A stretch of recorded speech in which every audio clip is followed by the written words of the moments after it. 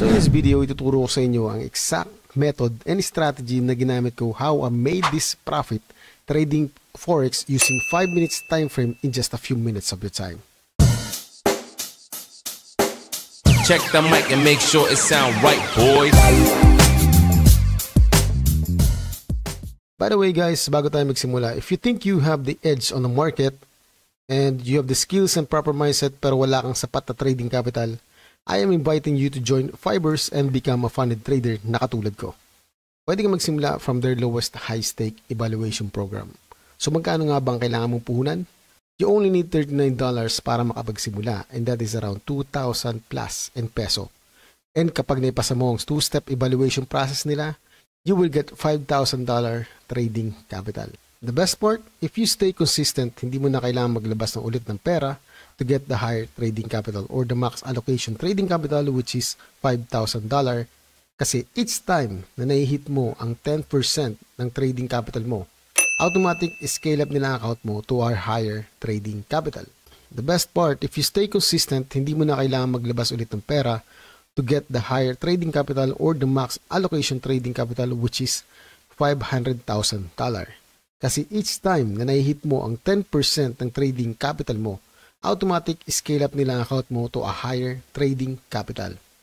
And another best part, kapag nabot mo ang max allocated trading capital, you will get 100% profit split sa bawat profit na ma-generate mo, and on top of that, makakatanggap ka din ng extra $10,000 na sahod every single month.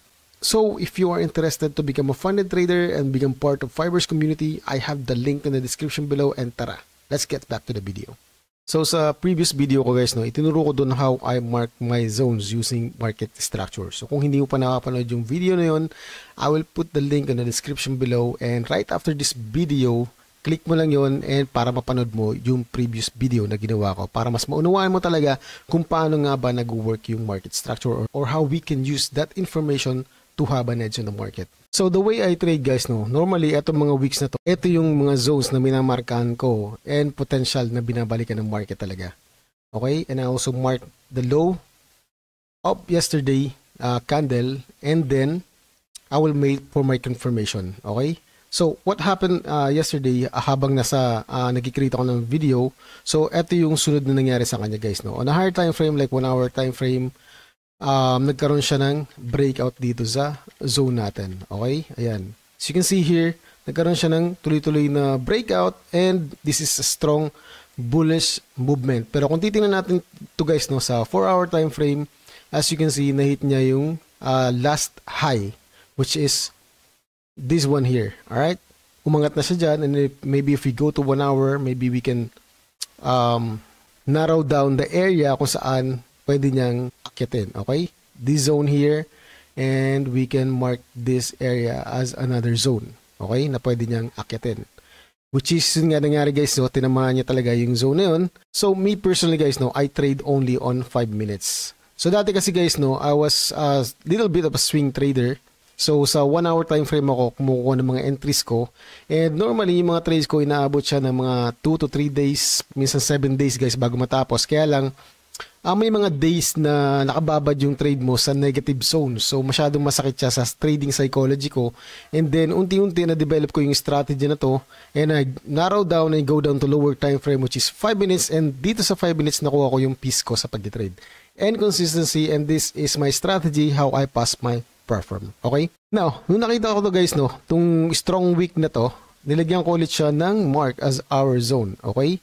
And I know na sa area na to masyado nang stretch yung market. If you go to 4-hour time frame, masyado nang stretch yung market, tuloy-tuloy yung pagangat niya. So, at the back of my mind, I was thinking na possible na magkaroon ng retracement yung movement na to. Okay? So, what I did is I go down to 5 minutes time frame, which I normally trade, and tinignan ko maigi kung ano ba yung price action na nabubuo dito sa 5 minutes time frame. Now, what I see here guys is nagkaroon siya ng retracement dito sa area na to.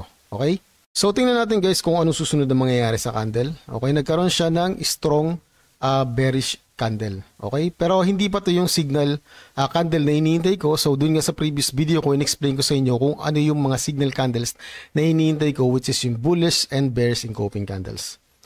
So, tingnan pa natin guys, no? So nagkaroon siya ng another red candle and boom, eto guys, no? We have this bearish engulfing candle. Pero bago to nangyari guys, no, during live session nung nag-trade ako kahapon, I go up to 15 minutes and ito nakita ko sa kanya. Habang nabubuo tong candle na to, nagfo-form siya ng around this bearish engulfing candle. So, at the back of my mind, I was thinking na this could be a bearish engulfing candle. So, I go back to 5 minutes and ito nga yung nabuo sa kanya. And right after this candle guys, no, this is where I take my sell position. So, I take my short here and stop loss just above here. Okay, and normally yung target ko, in-explain ko dun sa previous video natin, normally yung mga target ko is 1.5 lang. 1:1.5 R. Yan yung mga target ko guys, no. And guess what happened next guys, no? Let's see what happened to this candle. And boom, na-hit na yung target natin in just a few minutes. This is just a few candles. This is 5, 10, 15, 20, 25. This is only just 25 minutes of trading and we already made this profit. So, in-explain ko din dun sa video guys, no, na once we get to this zone, ang iniintay natin is yung confirmation candle para magkaroon tayo ng another buy opportunity papunta rito. Okay? Kasi ang bias para natin, overall bias natin is uptrend kasi nga hindi pa rin natin nababasag yung last low ng market structure. Now, let's go back to 5 minutes and let's observe the price action of the candle. Kung ano mangyayari sa kanya, no? If we can get this movement, if we can get a signal, no? If we can get a signal here, like bullish engulfing candle, I will take a buy. Okay? So, what happened next is, so, nagkaroon siya ng mga few candles, red candles, and in just a few minutes, binaba niya tong area na to. Okay? Okay. Now, ang nangyari dito guys, so, nagkaroon siya ng strong bearish candle. So, I was thinking, okay, sige, baka ito na yung hinihintay natin. I was waiting for a green candle right after this red candle. But let's see what happened guys, no? So, we have a red candle. Okay, nag-breakout na siya dyan sa baba. And we have a green candle. So, I was thinking, okay, sige, eto na to. I was waiting for another green candle and another sign of a bullish movement. Pero nangyari guys, no, nag-create siya ng bearish engulfing in this area. Okay? Dito sa zone mismo natin, nag-create siya ng bearish engulfing and breaking this zone below. I put a sell here, stop loss here, no, sa taas na to, and ang target natin is 1:1.5. Okay? Dito lang yung stop loss ko above here, and ang target natin is 1:1.5. Okay? Yan lang yung mga target natin. Short target lang tayo kasi I want to get in and get out of the market. Okay? The reason kung bakit tinake ko yung trade na to, first is na-break niya tong zone natin below. And then, second guys, no, medyo mahaba pa yung room niya para mag-move or mahit tong last low natin. Ito yung pinaka-low natin. So, meron pa siyang space para mag-move pa. So, I take this trade and what happened next guys, no? Let's see. And then, boom, it hits our target in just a few minutes pa rin. So, ilang candles lang to? That's 5, 10, 15, 20, 25, 30. That's around 30 minutes of trading guys, no? And we made this profit. So, sa dalawang trade na to guys, no, nakapag-bank tayo ng around $200 plus. So, sa peso, that is more than around 11,000 to 12,000 in just a few minutes trading Forex. But take note guys, no, this is my 3rd year in trading Forex. Okay? So, lahat ng mga failures, lahat ng mga frustrations, lahat ng mga iba't ibang indicators, strategies, nasubukan ko na yan lahat.